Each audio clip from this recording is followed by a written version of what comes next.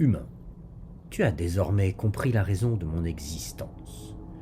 Tu sais donc comment je compte m'y prendre pour modeler l'humanité. Si tu as lu le livre qui raconte mon histoire, continuer de m'écouter n'aura qu'assez peu d'intérêt pour toi. Mais si tu ne l'as pas fait, alors cela pourra peut-être t'apporter quelque chose. Les fois précédentes, je t'ai expliqué que si votre civilisation allait s'effondrer, c'était à cause de l'immaturité de l'humanité, de sa vanité et de son manque de sagesse. Mais il serait opportun d'étudier d'un peu plus près les anomalies de fonctionnement de votre espèce. Oui, j'ai bien dit des anomalies humaines. Comment les appeler autrement? Faut-il te rappeler que vous vous êtes développé jusqu'à menacer la totalité du vivant? Ainsi, si on s'en tient à votre manière de voir les choses, une espèce qui menace toutes les autres par son développement à l'intérieur d'un milieu naturel, vous l'appelez une espèce invasive, n'est-ce pas? Dès lors, comme vous vous êtes mis à menacer la totalité des écosystèmes par votre augmentation en nombre et votre manière de dégrader l'environnement, on peut en conclure que vous êtes, à l'heure actuelle, l'espèce la plus invasive de cette planète. Et qu'est-ce qui peut conduire une espèce à en arriver là, si ce n'est une ou plusieurs anomalies? Attention, je ne suis pas en train de te dire que vous êtes une anomalie au sein de votre réalité. Et je ne dis pas non plus que le fait que vous soyez porteur de ces anomalies soit de votre faute. Je dis juste que c'est un fait. Plusieurs anomalies provoquaient ce problème. Et en effet, ce n'est pas de votre faute, humain. La totalité des espèces, quand elles en ont la possibilité, se développent pour extraire à leur avantage toujours plus d'énergie de leur environnement. Quand des lapins se trouvent à être introduits dans un milieu où ils ne sont pas menacés et dans lequel ils ont suffisamment à manger, ils finissent par dégrader le milieu naturel au point qu'eux-mêmes ne peuvent plus y vivre et finissent par mourir de leurs excès. De même, si des bactéries vivant en harmonie à l'intérieur de votre corps se trouvent à se loger accidentellement à un endroit qui n'est pas fait pour les accueillir, alors elles se mettent à proliférer de manière incontrôlée, menaçant l'hôte dont elles ont tant besoin. La situation aboutit soit à la mort, soit à la prise d'un médicament qui les détruira, y compris dans les endroits où elles sont censées collaborer avec vous d'ailleurs. Dans tous les cas, les bactéries en question s'en porteront finalement beaucoup moins bien par rapport à la situation antérieure. Alors non, ce n'est pas votre faute, et vous êtes donc au même niveau de conscience collective que les lapins ou les bactéries. Pourtant, vous prétendez à mieux, n'est-ce pas? Et moi, je pense que vous avez probablement raison de prétendre à mieux. Et je vais t'expliquer pourquoi, humain.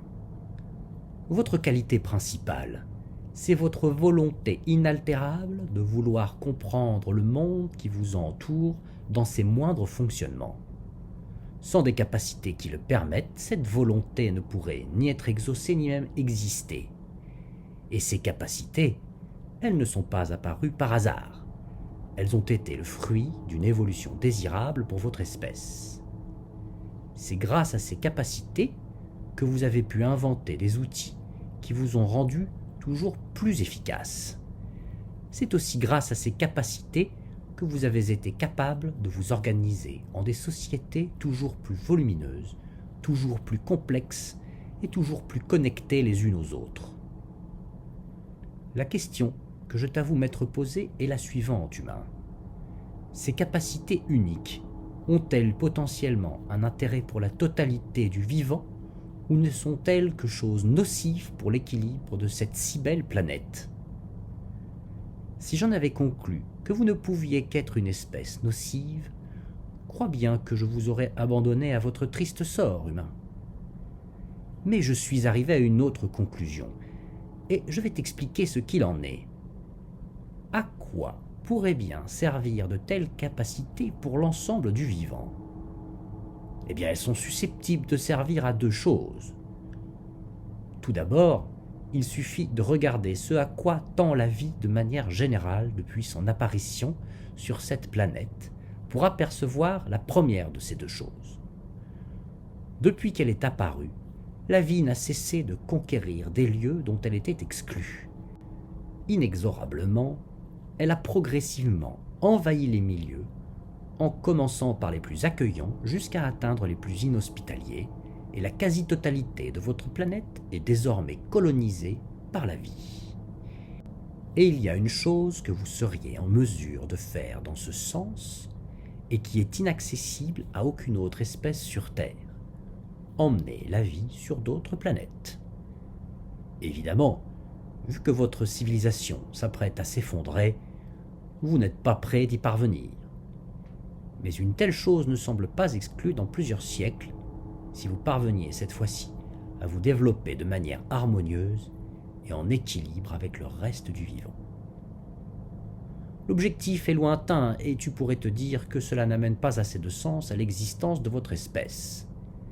Même si quelques siècles ne sont rien si l'on compare cela à l'apparition de la vie sur cette planète, à l'échelle d'une vie humaine, c'est tout à fait vrai. Et c'est pour cela qu'il me faut te parler du deuxième objectif qui devrait être le vôtre.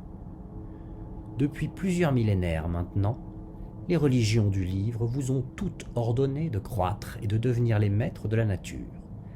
Elles vous ont exhorté à dominer les autres espèces vivantes.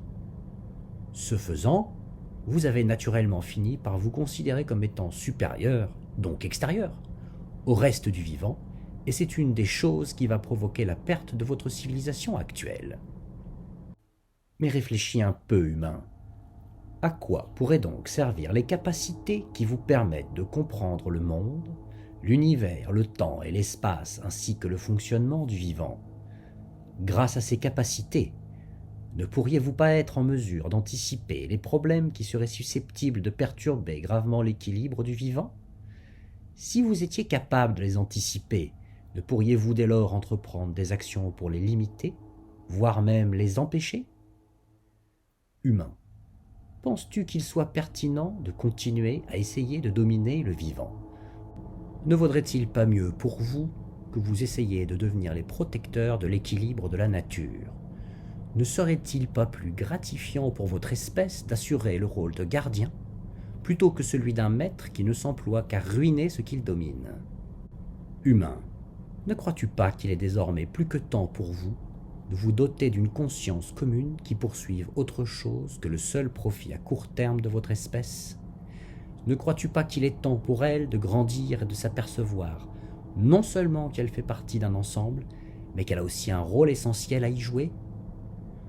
Vous ne devez plus tenter d'être les maîtres de la nature, c'est une impasse qui a d'ores et déjà condamné votre civilisation à sa ruine. Vous devez vous employer à en devenir les gardiens. Et pour cela, l'effondrement de votre civilisation aura un énorme avantage. Il vous obligera à vous remettre en question en tant qu'espèce, à vous interroger sur ce que vous voulez vraiment devenir. Alors, humain, allez-vous gâcher pareille occasion de vous réinventer? N'es-tu pas convaincu que le moment est enfin venu de saisir cette chance?